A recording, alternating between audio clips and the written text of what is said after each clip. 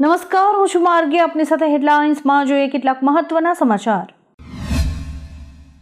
બાંગ્લાદેશના રાષ્ટ્રીય દિવસ નિમિત્તે વડાપ્રધાન શ્રી મોદીએ બાંગ્લાદેશ સરકારના વડા મોહમ્મદ યુનુસને પત્ર લખ્યો છે. તેમણે કહ્યું કે હું બાંગ્લાદેશ રાષ્ટ્રીય દિવસ નિમિત્તે તમને અને બાંગ્લાદેશના લોકોને મારી શુભકામનાઓ પાઠવું છું. આ દિવસ આપણા સહિયારા ઇતિહાસ અને બલિદાનનો પુરાવો છે, જેણે આપણી દ્વિપક્ષીય ભાગીદારીનો પાયો નાખ્યો છે. બાંગ્લાદેશે 26 માર્ચ 1971ના રોજ પાકિસ્તાનથી ઔપચારિક રીતે સ્વતંત્રતાની ઘોષણા કરી હતી. અમદાવાદના બાવળામાં એક મોટી દુર્ઘટના ઘટી છે. ખાનગી કેમિકલ કંપનીમાં કામ કરતા 2 શ્રમિકોના મોત નીપજ્યા છે. કેમિકલનો ટાંકો સાફ કરવા માટે ઉતરેલા 2 કામદારોના મોત થયા છે. ઘટનાને પગલે બાવળા પોલીસ ઘટના સ્થળે પહોંચી હતી અને મૃતદેહને પોસ્ટમોર્ટમ અર્થે મોકલીને આગળની કાર્યવાહી હાથ ધરી છે. પોલીસની પ્રાથમિક તપાસ અનુસાર ટાંકીમાં ઝેરની અસર હોવાથી બંને શ્રમિકોના મોત નીપજ્યા હોવાની આશંકા છે. ચીનના ડોક્ટર્સે પહેલીવાર જેનેટિકલી મોડિફાઈડ ભૂંડના લીવરનું માનવમાં ટ્રાન્સપ્લાન્ટ કર્યું છે. આ ટ્રાન્સપ્લાન્ટ બ્રેઇન ડેડ વ્યક્તિમાં કરવામાં આવ્યું છે. ડોક્ટર્સનો આ પરાક્રમ ભવિષ્યમાં દર્દીઓની સારવારમાં મદદરૂપ થશે. છેલ્લા કેટલાક વર્ષોમાં ભૂંડને મનુષ્યો માટે શ્રેષ્ઠ અંગદાતા તરીકે જોવામાં આવે છે. અમેરિકન તબીબોએ તાજેતરમાં જ ભૂંડની કિડની અને હાર્ટ ટ્રાન્સપ્લાન્ટ કરવામાં સફળતા મેળવી છે. ભારતની સૌથી મોટી કાર ઉત્પાદક કંપની મારુતિ સુઝુકીએ પોતાની ઉત્પાદન ક્ષમતા વધારવા માટે સૌથી મોટું પગલું ભર્યું છે. કંપનીએ હરિયાણાના ખરખૌદામાં 3જા પ્લાન્ટને મંજૂરી આપી દીધી છે, જેમાંથી વાર્ષિક ધોરણે 2.5 લાખથી વધુ ગાડીઓનું ઉત્પાદન કરાશે. આપણે જણાવી દઈએ કે મારુતિ સુઝુકીના નવા પ્લાન્ટ માટે 7,410 કરોડ રૂપિયાના રોકાણને મંજૂરી અપાઈ છે. રાજ્યના શિક્ષણ મંત્રી પ્રફુલ્લ પાનસેરિયાનું એક મોટું નિવેદન સામે આવ્યું છે. પાનસેરિયાએ કહ્યું કે બાળકને ટકા લાવવા માટે પ્રેશર કરીને વાલીઓ તેના દુશ્મન બની રહ્યા છે. બાળકને શિક્ષણ આપી ડૉક્ટર કે એન્જિનિયર નહીં, પણ એ સહકારી, વિવેકી અને વ્યસનમુક્ત બને એ જરૂરી છે. સોશિયલ મીડિયા અને મોબાઈલના ઉપયોગને લઈને સરકાર SOP બનાવશે. આ અંગેની માર્ગદર્શિકા પણ બનાવવામાં આવશે, જે ટૂંક સમયમાં રાજ્ય સરકાર દ્વારા જાહેર કરાશે. વર્ષ 2025નું પહેલું સૂર્યગ્રહણ 29મી માર્ચે થશે. આ ખગોળીય ઘટના બપોરે 2:20 શરૂ થશે અને સાંજે 6:14 સુધી ચાલશે. જોકે આ સૂર્યગ્રહણ ભારતમાં નહીં દેખાય. આવી સ્થિતિમાં તેનો સૂતક સમયગાળો પણ માન્ય નહીં રહે. હાલમાં શનિ કુંભ રાશિમાં સ્થિત છે અને 29મી માર્ચે શનિ મીન રાશિમાં પ્રવેશ કરશે. આ એક ખાસ સંયોગ બનવા જઈ રહ્યો છે, કારણ કે શનિ 100 વર્ષ પછી મીન રાશિમાં પ્રવેશ કરી રહ્યો છે. ઇજિપ્તના સમુદ્રમાં હુરઘાડા શહેરના કિનારે ગુરુવારે સવારે એક પ્રવાસી સબમરીન ડૂબી ગઈ હતી. આ ભયાનક ઘટનામાં 6 લોકોના મોત અને 9 લોકો ઘાયલ થયા હોવાની આશંકા છે. બીબીસીના અહેવાલ મુજબ આ ઘટના બાદ લગભગ 29 લોકોને બચાવી લેવાયા છે અને 4 ગંભીર રીતે ઘાયલ સહિત અન્ય તમામ ઘાયલોને સારવાર માટે હોસ્પિટલમાં દાખલ કરાયા છે. ઇજિપ્તના હુરઘાડા શહેરના કિનારે ડૂબી ગયેલી આ પ્રવાસી સબમરીનનું નામ સિંદબાદ હતું. બનાસકાંઠા જિલ્લામાં ફરી એકવાર જિલ્લા ભૂસ્તર વિભાગની ટીમે બાતમીના આધારે ભૂમાફિયાઓ સામે કડક કાર્યવાહી કરી છે.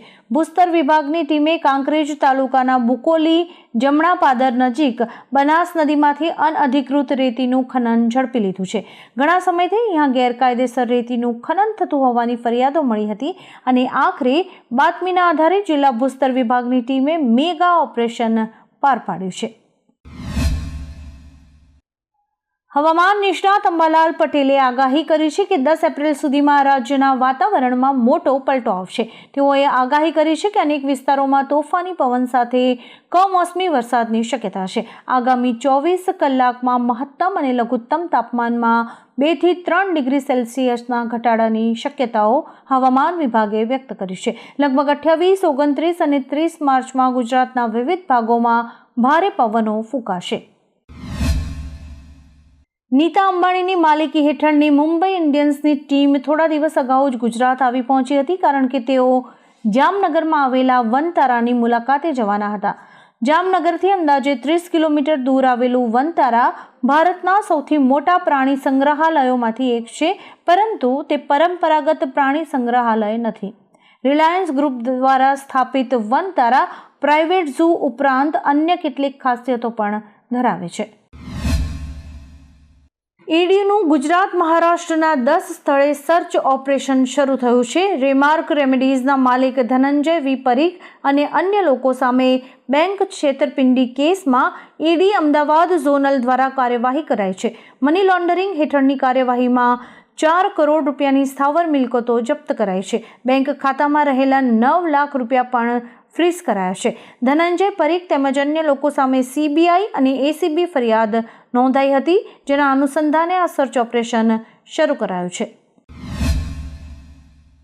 આંધ્રપ્રદેશના તિરુપતિમાં તિરુમાલા મંદિર પ્રશાસને કેન્દ્રીય નાગરિક ઉડ્ડયન મંત્રાલયને તિરુમાલા મંદિરને નો ફ્લાય ઝોન તરીકે જાહેર કરવાની માંગણી કરી હતી. હવે ફરી એકવાર આ મામલે શ્રદ્ધાળુઓનો રોષ ફાટી નીકળ્યો છે. વાસ્તવમાં એક પ્લેન મંદિરની ઉપરથી પસાર થયું, જેના પર ભક્તોએ વાંધો વ્યક્ત કર્યો છે. ટીટીડીએ નાગરિક ઉડ્ડયન મંત્રાલયને પત્ર લખીને માંગણી કરી હતી કે તે સુનિશ્ચિત કરે કે વિમાન મંદિરની ઉપરથી ન ઉડે.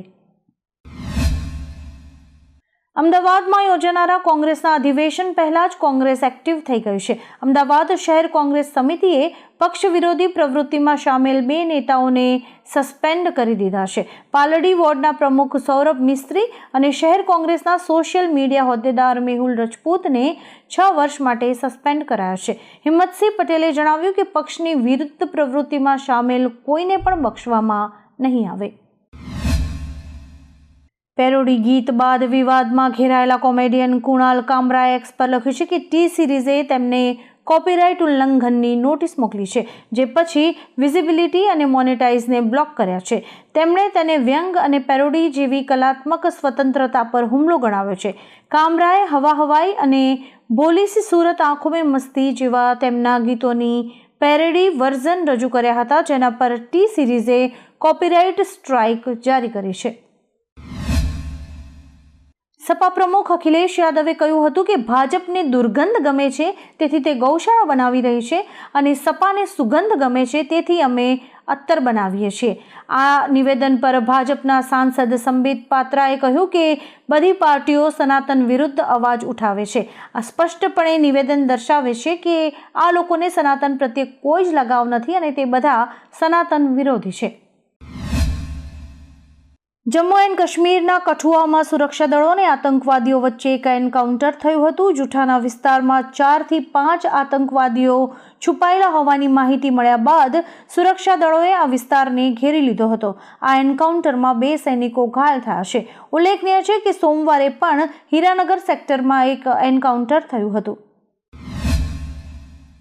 સુરતમાં મહાનગરપાલિકા કમિશનરનો વિરોધ કરી હંગામો મચાવનાર વિપક્ષના 9 કોર્પોરેટર સામે ગુનો નોંધાયો છે, જેમાં આપના પાયલ કિશોરભાઈ સાકરિયા, વિપુલ વશરામભાઈ સુહાગિયા, ધર્મેશભાઈ ભંડેરી, મહેશભાઈ અણઘણ, રજનીભાઈ વાઘાણી, રચના હીરપરા, કુંદન કોઠિયા, સેજલ માલવિયા અને શોભના કેવડિયા સામેલ છે. મધ્યપ્રદેશ, દિલ્હી અને રાજસ્થાનના ઘણા જિલ્લાઓમાં તાપમાનનો પારો 40ને વટાવી ગયો છે. હવામાન વિભાગે આજે જમ્મુ એન્ડ કાશ્મીર અને હિમાચલના કેટલાક વિસ્તારોમાં હળવા વરસાદ અને હિમવર્ષાની ચેતવણી જારી કરી છે. દિલ્હી અને હરિયાણા સહિત 10 રાજ્યોમાં તોફાન આવી શકે છે. ઉત્તર પ્રદેશમાં ગરમી રહેશે તો દક્ષિણ ભારતમાં પણ તાપમાન વધ્યું છે.